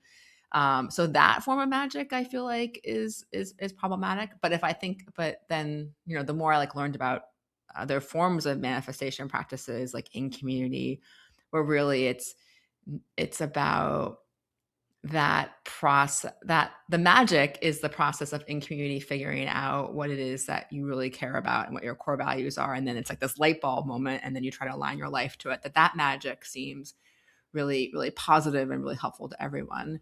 I mean, the other place, so I kind of started off as this like skeptic of the magic of manifestation. And then I guess when I put it in more of a framework of ethics, it became more clear to me. But the one place where like stuff I can't explain, but I think is meaningful, really can't for me, was in my ayahuasca experience. So I did not want, because I am not Bill, I did not want to do that chapter. I didn't want to do every chapter. I like do the thing, right? I didn't want to do the thing for that chapter. I certainly didn't want to do ayahuasca. I was like planning to do a little something, like maybe like, on someone's couch. But I wanted to do something legal, and I wanted to do something in a really sincere religious container, which is why I ended up in ceremony with a Santo Daime community for 3 days, in which they take ayahuasca 3 times a day. So I went like from 0 to 100. Yeah. And by mistake, by the way, again, like it just sort of happened very quickly. Like I had talked to the leader and I felt very comfortable with him, and he had an opening, and I had cleared my schedule for something else. And like I bought tickets like right away, and I ordered my white clothing, and I was like there in the yurt 7 days later. Like I didn't have time to even freak out about it until I got there, and I freaked out. And there are things that happened, and it wasn't the ayahuasca, it was the religious container of the ayahuasca that I just can't explain with my like, my skeptical religious studies scholar mind. Yeah. that are like really important part of that experience for me. So part of it is the Santo Daime community is a mashup of like Catholicism and Afro spiritualism. So they believe in mediumship. It's a really important part of their practice that people can channel all kinds of different spirits, like everything from like Jesus to like someone who's like dead, or to like a deceased African slave from Brazil or something.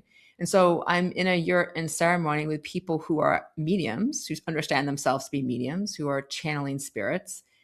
And I'm on ayahuasca, so I also think they're channeling spirits, right? And I mean, it didn't feel like a performance to me. It felt like something that was really there that I couldn't explain. Then other things happened to me where I had, I went in very skeptical. I tried to take as little of the ayahuasca as possible. I was like trying to take notes in the evening. Like I was really there as a researcher. I wasn't trying to have a mystical experience or, split my brain open. But by the third day, I was really physically reacting to things that were happening. Like I'd be on my side or back with my eyes closed, and then, sit up bolt upright when something happened that I didn't realize anything was happening. Like felt like something energy had like bounced off of someone and hit me or something. Or not being able to physically move when something was happening to somebody else, or like all that kind of stuff. I like have no way of understanding like logically how that happened. And the leader of the community, Jonathan Goldman, said to me, did you know that about yourself? I was like, no, what? He's like, that you're just like, very energetically sensitive to other people. And I was like, I mean, I know I like cry easily. I know I'm like affected by my teenager's mood. He's like, no, this is something that is like, you're very sensitive to this stuff. So, I mean, just that's maybe a takeaway from this experience. And I don't believe in that. But like, I also know that that's like what happened. So I think I came out of that experience realizing that like, there's a space between what I can explain and what I can't explain. And that's I can hold that complexity just like I can hold all kinds of other complexity of like the skeptic, the seeker, but also like knowable and maybe not knowable. Like I don't really understand what happened to me. This is one of my And favorite conversations because I speak with so many skeptics, and we're all like, bagging on religion because it's one of our favorite things to do, like all the harms of religion and the stupid things that people say. And then as soon as like psychedelics enters the chat, we all start talking like mystics, and there's mystery and what the hell is going on, and yeah. making space for things. And yeah. I mean, I would say I wasn't like, oh, mediumship is weirdo or like I don't believe in it. I would say like I totally had studied as an anthropologist before. I thought it was like fascinating, but to be in the room and be altered when it was happening was like, and it was also the fact that there were people who were faking it and got called out about it. So there's a whole like sort of very complicated dynamic going on. And there was an exorcism. I mean, like what all this stuff. I was like, whoa. Like I just did all of religion in 48 hours. Like we had exorcism, mediumship, like all this stuff. But I think you're right. And I don't know, I was talking to someone else about this experience. Like it's a combination of like having everything, all your barriers kind of removed because of the substance in your body. But then also for me, it was the religious container, feeling safe enough to like open up. Like there were guardians watching me. There were hymns to like sort of guide me through it. There was like an altar that like felt kind of familiar in a way. So that also I think was part of like what allowed me to have that experience. But yeah, psychedelics are wild. Yeah. You take these things and I think the ill is in in a system, there's somebody at the top who says, I've had a spiritual experience and all of you should take my experience as the truth. I think where psychedelics in the space of like a shaman and a community doing it in a healthy way, there's this opportunity. Again, my ayahuasca experience was the shaman was incredible. And it was clear that everyone was completely safe to have their own experience. And I think that's true essentially across the board when people do ayahuasca, that you're safe to have your own experience and you get to make your own meaning about that. I'm not here to tell you what your experience meant for you.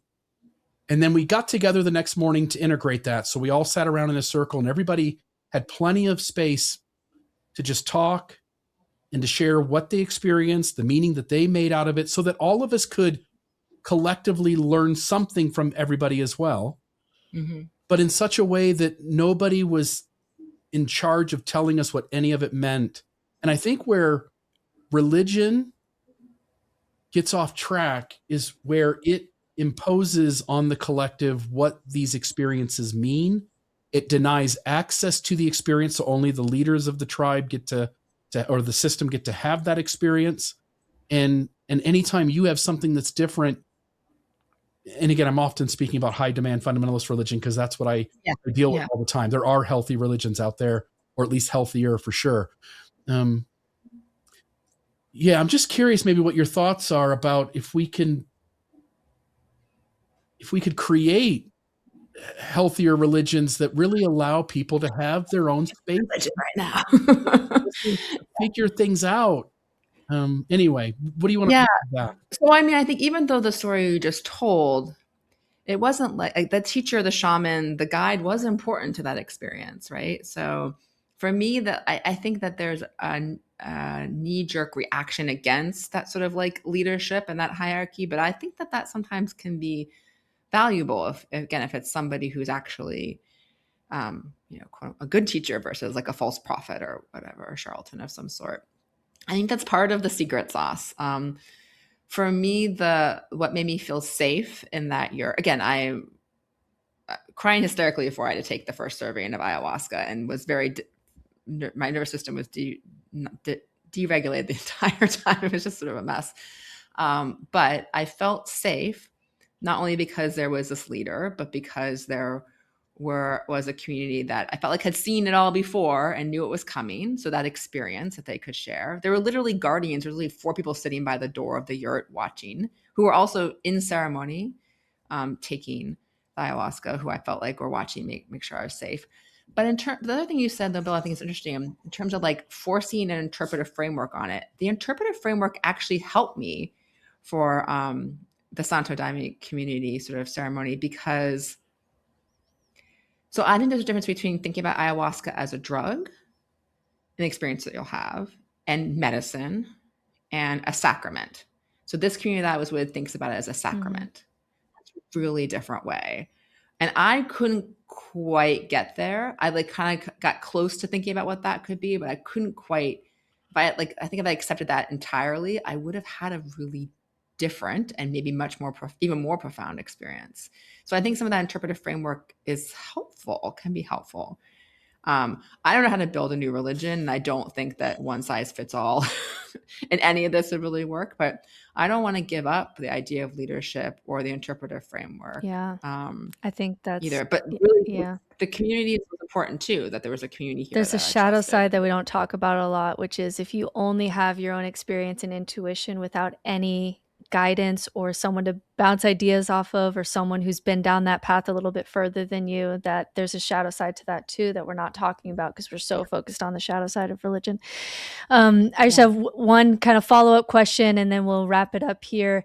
It's still about this topic of magical thinking, because when we're in this secular space, there was this Reddit post that went viral, and I asked the last 2 guests this too, which is like, what magical thinking thing do you do that, it's probably silly, but you do it anyway? And there was thousands of comments and people are like, oh my God, I do that too, where it's like, you name your house and you take care of it as if it's like an entity, because humans naturally personify things. Or you drive into a parking lot and you say a prayer to Saint whoever to help you find a spot, and it just seems to help every time. And there were just thousands of examples of not capital H harm. None of this was like I kicked my kid out because they were gay or anything like that. It was all just like little brain tricks. Oh, when I look at the microwave and I see this number, I say this, or I do this, or I say this wish, and it just showed that, hey, there's something like really human about the ways that we kind of will play with magical thinking. And there's this rift that I see in the secular community of those who are more the Richard Dawkins type, who just say like, all magical thinking is harm because it's not capital R real. And anytime that we divert to these like superstitious things, we're not focusing our attention on real life solutions to real life problems. And the example that's given is like, we let people believe in souls and we say that it's harmless until we wanted stem cell research. And all of a sudden the soul people were like, we can't do that. And now we can't help people with spina bifida, whatever. And then you have this other kind of secular group, this more Stephen Fry group that's more open to like, hey, this is human storytelling, saying a prayer to a saint when you're looking for a spot. This is human, and we need to push back on the places where it causes direct harm. But you can't squash this out, and this is totally human and something we need to more fully embrace. Do you have, as more of a secular leaning person, do you have a sense on like where you lean with magical thinking like that? So I think I lean pretty light on the magical thinking, but not intentionally. Like, why would we want not to have more magic and wonder and awe? I mean, the whole like focus on like what's reasonable and rational. So I'm in an apartment with religious studies and philosophers who I don't want to live just in the space of philosophy of rationality. That again, if we think about like whole human flourishing, that just seems to like Yeah. reduce so much of our human experience. Somebody asked I would Richard Dawkins, like, what are some dragons that you've fought in your life that you've overcome? And he said, like, dragons aren't real. And it's like, that obviously wasn't the question, but like literally his brain could not get there. Like his brain could not do that. Yeah, no, I mean, I lament that the time period in my life when I was more magic in my life when I was younger. And I think, partly what I'm starting to think about, like I'm starting like volunteer hospice training, and I'm thinking about possibly hospital chaplaincy work maybe. And I think that's me thinking about mortality and death in terms of like the wonder and awe. I'm not sure magic is the right word for that, but the sort of leaning into the things that are not logically or rationally explained, as again part of like having lean into like fully like what it means to be human. So yeah, I think I'm not as magical as probably as I could be, but not necessarily by choice. Yeah. As we finish up here, for people who have listened to this conversation and are hearing you talk about the things you think about, your life's work, one is, what is the biggest thing you would want people to walk away from having looked into who you are and the work that you do, the books that you've written, the things that you spoke on? And then follow that up by telling us all the places that people can find you, where people can pick up the book, and anything else you want to say that would point people to you or your material. Yeah. So I think because I'm a professor, people think that I have all the answers, but like I am in this work with you kind of thing. And so I think that people who will be interested in my writings are people who want to be in conversation with me. That's what I'm looking for. I'm looking for people to be in conversation. And I'm really trying to be helpful to seekers and skeptics with sort of like offering some religious studies, sort of like content. But then a lot of the questions I have are like, they're open questions for me that I'm just trying to work out. So just sort of like, that's my position. And if that's of interest, that's kind of like, come find me. So how to find me? So I do a lot of stuff on different social media platforms, but if you're a reader, I start all that stuff usually with my Substack, which is Religion Reimagined. And then I'm at Liz Bucar on Instagram and TikTok, where I also post quite a bit of that content. My new book, Beyond Wellness, which is out in April, you can pre-order now. And if you go to my website, which is just my name, lizbucar.com, there's actually a pre-order incentive that I mentioned. Like you can get access to the mindfulness chapter right away and this like workbook that I like designed. And I think it's sort of like, I kind of think it's kind of fun and kind of like helpful for people thinking through this stuff. But then if you do show up on my Substack or on my social media, like comment and join the conversation. Like Britt was saying, she reads the comments on my Substack. Mm-hmm. My Substack comments are fire sometimes, right? Like people really are very sincere. Like these are big questions for us that some people get in there and they think they have the answer. It's fine. They let them do their thing. But most of us are just trying to like think through this all together. And so I'm actually just trying to create like a container, a community, a space for people to have those conversations together too. Awesome. Thanks so much for being with us, Liz. Such a fantastic conversation. Can't wait for the book. I will be pre-ordering. And I mine your Substack and comments for new material, but I always try to tag you when you spur me on a new idea on something. And your work has really affected me. It's really changed how I look at religion in my own practices, and I can't thank you much for that. So thank you for being here and sharing your it's like you're sharing your thoughts and wisdom, but you're also just sharing your humanity, that like, hey, I'm just trying to figure out the best ways to do this too. And I appreciate the humility with which you enter that. Yes. Thank you guys so much for the conversation. I really appreciate you both, and the kind of container you guys are trying to create. Yeah, absolutely. We are skeptics and seekers, and so that's why I need to be a great conversation partner. So everybody go check out Liz's work and her new book, Beyond Wellness, and thanks for joining us today. Great. Thanks, guys. Liz. Bye-bye. All right, Bill, thoughts? Help me out. So let's go back to the first question you asked, Okay. which I'm so intrigued by. The idea that we are stealing unethically from other religions, spiritual practices, and doing it in a way that's unhealthy. And I heard her express like, hey, we're taking these things, we're repurposing them without any time spent to understand where they came from, what their purpose was, who created them, why they were created, what benefit those things offered to those groups of people or systems that utilize that stuff. So I get like there's some personal accountability on my part to, if I'm going to do yoga, to understand what that really is and what it means and where it came from and all of that. What else would you want to say about that? Because this seems so crucial to you that I feel like I'm missing some part of what it means to do this ethically. Yeah, I think for me, what it shifted, because my book, No Nonsense Spirituality, which was really the brainchild of so many of our conversations on Almost Awaken, I just had this sense of like, I don't like religion. I'm not going back, but there's some things in here that have helped me, that have science behind it, that are worth taking with us. I just want to steal all of it. I'm just going to steal it and take it and move on. And I feel like I didn't put any guardrails around how we steal. And she kind of fleshed that out for me. And it's not just like the history aspect. Like, I don't think it's fair to ask everybody who participates in the world to just like, oh, like if you read a newspaper, like understand the history of newspapers. And if you go to a yoga class, you have to like have a doctorate in yoga. Like, I don't think it's as much about that.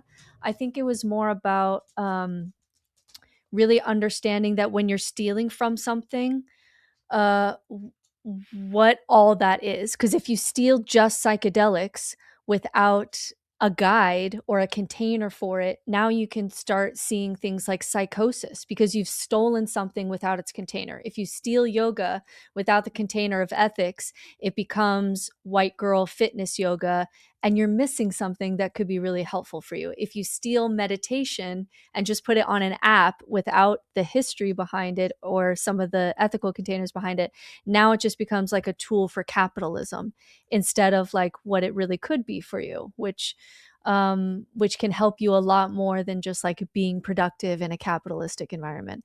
And so I just was more like haphazard, I would say 5 years ago, in just like, I'm just going to take the stuff that works. Like, I don't give a shit. Like, I just want to steal from religion. And I really didn't have any container around that. And I think in doing so, I ended up sometimes whitewashing things, sometimes like my experience with psychedelics, where I realized I was outside of my ethical guidelines and had to like readjust.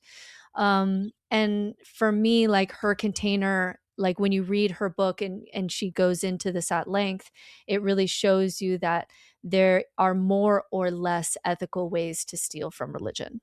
Does that make sense? Yeah. I also thought it was interesting, we talked about psychedelics, we talked about drugs, and she was like, I don't use drugs. And then towards the end, it's like, I did ayahuasca, but of course she says like, I don't call that a drug. Like that was a plant medicine. I took this seriously. By the way, just to the audience, for those who've never done ayahuasca, you can't do ayahuasca recreationally. It's not something you're like, hey, let me get some friends together and I'm going to take some ayahuasca and we're just going to hang out and have a good time. Play the guitar a little bit. you're going to struggle to get off the floor. You're going to be throwing up in a bucket. You're going to be having visionary. Even for mushrooms with me, are some people like feel like they can do it in like a sometimes in a social sense. It's so hard on my body. I hate doing it. Like as far as like Mhm. the day of, like it's hard on my body. Same. I feel lonely. I feel completely separated. If I'm even in a group of people and we didn't take some gigantic dose, and the idea was for us to have fun, like sure, people will say things and we laugh and it's fun, funny, and there are these moments. But generally speaking, it's the moments in my life where I have felt the most alone, the most on my own, the most separated from any human connection. And I get things from it. I learn things. I feel like the experience was worth it, but I also feel like going from my normal reality into mushrooms, I always tell people it feels like I blasted off on a rocket, landed on an alien planet, and I'm like making my way through their rainforest, thinking there's predators all around me. And then towards the end of it, I'm like, oh, finally, this feels better. I like this, but it's sometimes a little scary and jarring and uncomfortable in a very negative way. Yeah. And I do like the idea of the conversation of like, as we're trying to bring psychedelics back, because I do like for my depression, it has been the best thing I've ever done for my mental health. I'll do it. I used to do it every 6 months, and now I can push that to about a year. Um, but I have not had deep depression since being able to integrate mushrooms. And so like I want more people to have access to these tools, but the more I read, and I've even had clients come to me who experience like that they're unhinged and like they can't go to work the next week because like they've lost their goddamn minds. Like I think Liz is pointing to us that like, hey, the where this comes from, not just the history of the plant as like to nerd out and just understand the history, but like they developed containers so that you would go on these journeys and come back into community and have a mentor help you through that. And when you take the drug outside of the container, we can do real harm. And so she does that not just for psychedelics, but for yoga, for meditation, for religion in general.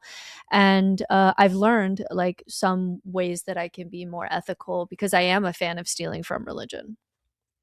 Yeah, I really appreciated the moment in the conversation where you expressed that you had delved into trying to be a resource for some of this stuff that you sensed, it sounds like pretty quickly, that you didn't have um, the experience, training, approach without those things, Yeah. that there was risk And I involved. That you were tried, gonna, like I wasn't trying to like, you know, like people who know me, like I wasn't trying to be a cult leader of a psychedelics group. You know, I wasn't one of those white women in Colorado who like becomes a cult leader doing psychedelics. And I apprenticed under two people. I was trying to learn. I did many like co-guided experience where we were guiding with someone and I was sitting with someone else and they were teaching me. I really took it seriously, and even so found that, you know what, there were better qualified people who had more of a connection to how to grow these plants sustainably and ethically, and also who had more background and training for the trauma aspects that come up. But what I'm really good at is as a spiritual director and doing so much work in archetypes and dream work and existential crisis and the void, that like I'm a great person for the day after I need to talk this through with someone and like reintegrate. I'm really good and really trained at that. But the other piece of sitting and guiding, I realized that there were better people for that. But I had to learn that like through experience. Whereas I think that if you look at Liz's work, you kind of have to learn less by experience, and you can get some actual guidelines on how we steal from religion ethically. yeah, I just want to say kudos to you for having, because I think a lot of people would just go like, I'm doing this. This is my And thing. it's good money. Oh my God, the amount of money you can charge to fly someone in to do an experience with me, like you can charge serious money, but like, you know, I didn't feel ethically good about it. Yeah, kudos to you for your integrity and making the decision that like I'm gonna end up hurting someone, or at least there's the risk here that I'm gonna Yeah. hurt someone. And so ethically, I just need to step away from this. I have friends, and again, I don't speak any ill. These are people I love and think the world of. I think they have so much awareness and development and capacity, and are trying so hard to do good in the world. But I have a few friends who have jumped into this line of work, and I don't know their work well enough to say they're not qualified. I can only say that watching from the outside, I get nervous about the thing you just said, which is, hey, you're taking on some liability. You're taking on some having to sit with having done damage to someone if it doesn't go well.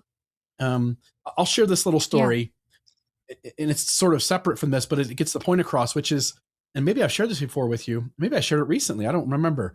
But I was in a podcast talking about mushrooms. Does this sound familiar? I don't think so, no. I was on a podcast talking about mushrooms, and I told the audience, I said, there are dangerous drugs out there and there are safe drugs, and mushrooms have never killed anyone. No, you can't overdose on mushrooms. And I got done with that episode. I publish it, walk away. And like 4 or 5 days later, I get a phone call at the work. I was at Family Pond working, and I get a phone call and somebody's like, hey, can I just talk to you for a few minutes? Do you have a few minutes? I said, sure. They said, hey, I listened to your episode. I just want to share a story with you. Like, on one level, you're right. You can take all the mushrooms in the world and you're not going to die of some health event.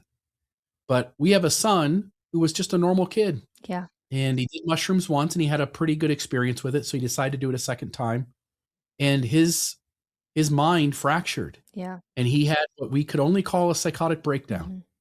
And this happened 2 years ago. And just in the last 3 months, he's just starting to look like our son again. And it made me take a step back and go, I've got to be more careful about how I position these things, because I do think they're an amazing tool for 98.7% of people who take them. But there is a segment of our population who, with certain substances, may have a more fragile psyche, may have issues of depression, may have certain disorders or certain struggles with their mental well-being, that these things would be deeply dangerous to take. And prescribing them or giving sort of a blanket statement that they're great for everyone is just not good. So especially with youth, that goes back to our conversation of like of healthy upbringing, that like when you do this kind of work too young, like you should actually feel that the world is real and you have a self and you have an ego and you're established. You actually have to do that and be like 25, like let your brain develop before diving into things that blow up your mind. Because I have friends in the ex-Mormon space who, their kids started to explore with mushrooms 17, 18, 19. And I wouldn't say they went fully to psychotic break, but I wouldn't call it healthy development, because now like the world isn't real and they're trying to find some kind of career so that they can stabilize, trying to find some kind, trying to just function in society.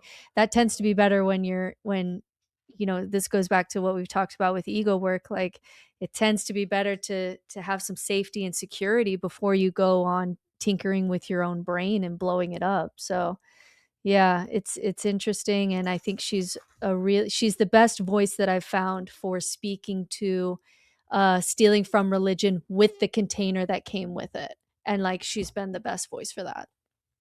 She seems really great at having an ethical container around so many things in her world, that she comes off really balanced and grounded, and calling on all of us to pause, no matter what the topic is, to just ensure that we're moving through that in a responsible way. Yeah, I really like her, and she's changed some things. And like I said at the beginning, if I could go back to my book, this is the piece that I would add that I feel like is missing, because I was a little bit more just like haphazard with like, hey, let's just take all this stuff. It's great.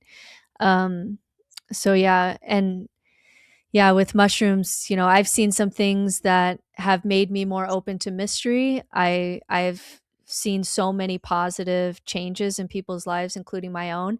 And I've been in this space long enough that I've seen some people that like we lost them, like they lost their minds. And I'm more aware of those dangers now than I was at the beginning, when I was like, oh my God, this is helping my depression so much. And I just wanted to give mushrooms to all my friends. And I kind of did for a little bit.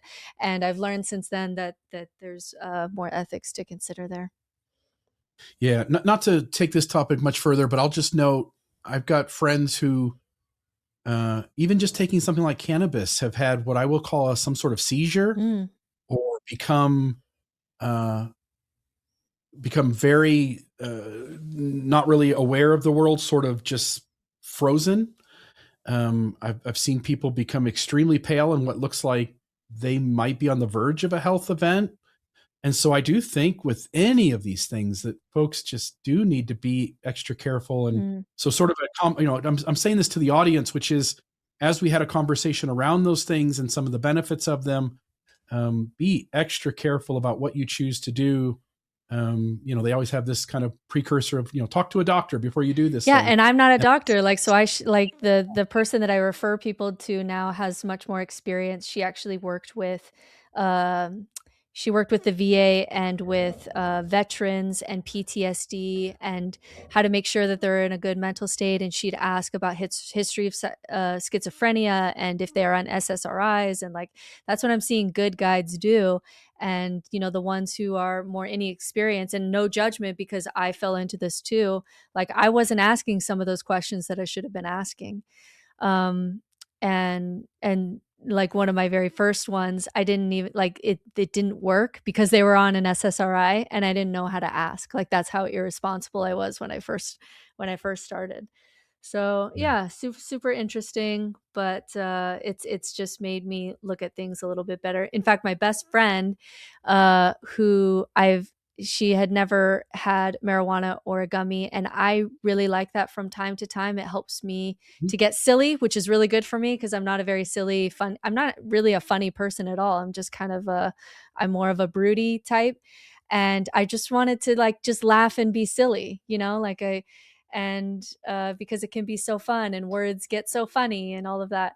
And I giggle like when I was a kid, and I really enjoy that with friends. And so she had never had really good experiences with it. And I kind of kept pushing her just because I so wanted to be silly with her.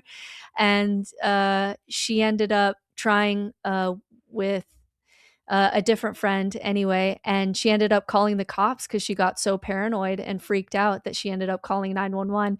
And now I've like pulled back from pushing her into this experience that I want her to have, because she just consistently has bad experiences on this thing. Yeah, I know people who have to take 4 or 5 times the dose to have an effect. By the way, there's also a phenomenon for people who take edibles. Smoking it still does something, but taking edibles doesn't work at all. No matter how many times you take it, no matter how much you take, your body just doesn't process it. So there's a 3% of the population isn't affected by edibles at all. But I also know people who I would call highly sensitive people, HSP, and those folks can take, instead of a normal dose of like 10 milligrams, those folks can take 1 milligram, 2 milligrams, 2.5 maybe tops. And that is as big of a deal for them as you would taking 20 or 30. Yeah. I know some of those people. I have someone who can do a 0.5 grand of mushrooms and be on the moon, and that would do nothing to me. Yeah, that would do nothing to me. Yep. So be careful out there. And Liz has helped me. Some of these things I've learned the hard way. Some of these things I've not seen kind of my own whiteness in these spaces and my own privilege in these spaces. But definitely go check out Liz's work because it's helped me feel a lot more ethical in this space. Yeah, I definitely will say, I think we all need to slow down and think about boundaries, ethics, as she put it, containers, you put it, containers for things. All issues in the world on some level require an awareness of like what the ethical guidelines are around that thing. And this brings up another conversation that we should have another time about, because when we leave religion, you and me, especially coming from high demand religions, we're so sensitive to authority and like structures and guidelines and manuals. Like, I was in a time period where it was just like, I can't handle any of that. And I think what Liz is pointing to is like, there has to be a way that we can value expertise again. and do it in a healthier way. And sometimes I feel like people who have been hurt by religion, who have religious trauma, it's so hard to walk back into those spaces where we can recognize that someone can help and someone Mm. can be a guide or a helper or something like that. It took me a long time. And when I was working with my Sufi teacher, it took me a long time because he's a man and you and I have spoken with him, we've done podcasts with him, and it took me a long time to work with my triggers because he was doing everything so healthy. I've never had an issue with him going outside of healthy boundaries, but he's a man in authority, and I just struggled with that for so long. And yet Mm. he had so much to offer that is helpful for me because he's further along the path than I am. And it took me a long time to see the value in that again. And I think sometimes with the religious deconstruction space, we're not seeing that, hey, not all structure is bad, not all expertise is bad, not all people who have experience who are in some kind of leadership position is bad. And that was hard for me at first. What do you feel about that? Yeah. So I was trying to get at that with the one question that got asked to her, that, I see all these unhealthy things about how religion sabotages the individual experience. And yet you do need the teacher. It goes back to the Kumare, which I think you've seen. Mm-mm. The gurus inside of it. You've never seen Kumare. Oh, you ought to. You ought to spend an hour and a half watching this. So Kumare is a documentary. I think it's American guy. He has Indian heritage, so he comes up with this idea that he's going to dress, talk, look like a shaman. I've seen clips of it. I've never sat down and watched it. Yeah. Oh, okay. All right. He basically creates a religion intentionally to fool people and goes hey, come along with me and watch how this goes. Yeah. And I think you would love it. Yeah. He says, his mantra is the guru is inside of you. So even as he's faking it and pulling people into a delusion, he is trying to plant the seed of you're the guru's inside of you. You're the guru. We do need teachers, and we need teachers who are healthy enough in their own egos that they don't sabotage the experience for their own gain, power, greed, influence, that they really are designed, right? Mormonism is so far from this. These top men set themselves up as the gurus. They are the least likely person you should be having as your guru. This is such a niche comment that would only make sense to Mormons, but the current prophet, he was asked, I don't know if you saw this clip, he was asked, how do you know if it's God speaking to you or God's will, or it's just you? And he said, when you've been called to a position of power, that's God's approval. And so what you say is what God would have you say. And so he's like, just say it because it is God. And so basically there was in his mind, there was no separation between his brain and what God would have him say, because he's the prophet, it's God. And it was one of the most unhealthy red flags I've ever seen. And I feel like a lot of people ex-Mormonism kind of missed it. I'll have to send it to you, but it was oh, Jesus Christ, that is so unhealthy to just believe that because I'm here, God, I'm speaking for God. There is no difference. Isn't that that's what Applegate thought, and that's what Jim Jones thought, and that's what David Koresh thought. Yeah, there was no boundary there. There was no oh, I pray about it and I fast and I ask other people and I, you know what I mean? There was none of that. He was just I am it was almost I am God. It was very scary to listen to. The very nature of me working up through a system and now being at the top of that system automatically says that I am what God would have me say. Yes. Yeah. Wow. Talk about dangerous idea. There's a dangerous idea. And it is also scary, how easy, if I had no ethics or morality, and if I just wanted to make money, which for me, my thing is always it's not enough of a reason to live, just being a hedonist like that. But if I wanted to, it is scary, how much people would give me that power. That I could make a kick-ass cult and I could make some money, and the only thing stopping me is myself. That's what Donald Trump said. That is scary that Donald Trump said the only reason that he doesn't take over the world or something is because of his own morality. There's no one stopping him. But in this spiritual space where we're operating outside of containers and religion, there is no one stopping us here. And so we are getting a lot of unhealthy people causing harm and cultiness outside of, outside of religion. Yeah. Yeah, I have so much to say about the system we came from. I'll save it for another day, but yeah, I get back to your question. Like I wish if we could ensure that the teacher truly has the experience to be the teacher. Again, you took yourself out of that role because you could sense that you weren't. I'm not it. This Nope. wasn't. Right?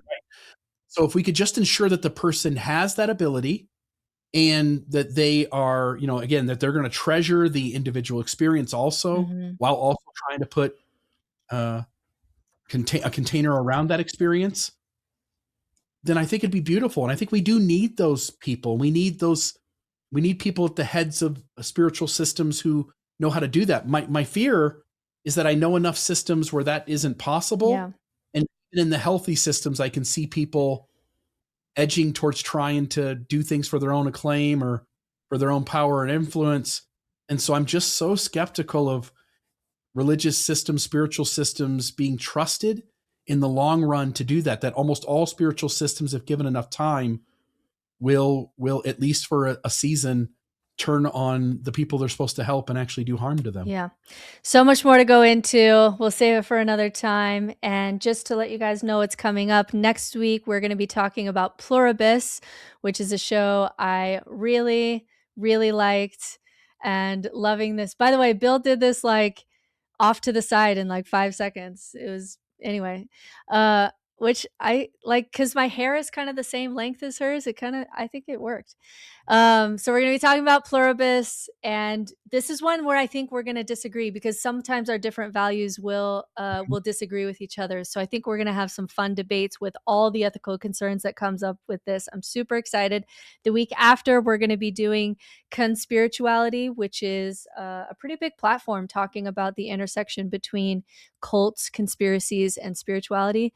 And then the week after that, we will be having Rhett McLaughlin from Rhett and Link, who's one of the OGs of YouTube, coming on the channel. So make sure that you're subscribed, and thanks for joining us today. And we have some awesome conversations coming up.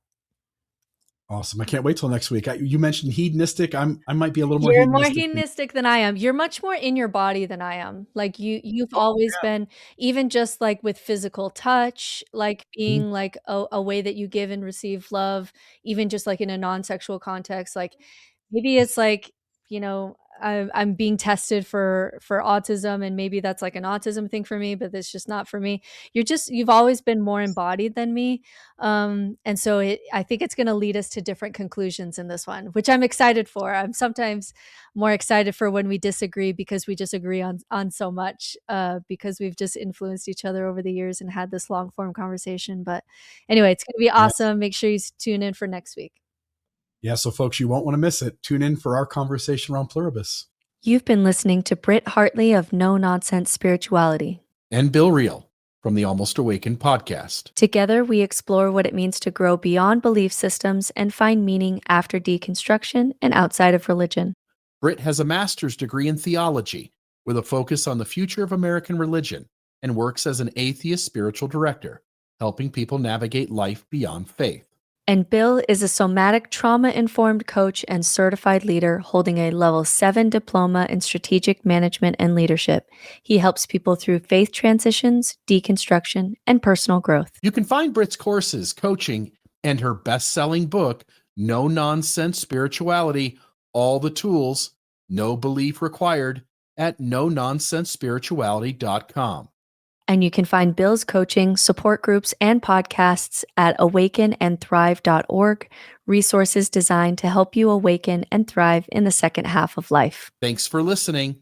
Stay curious, stay open, and keep awakening. No nonsense required.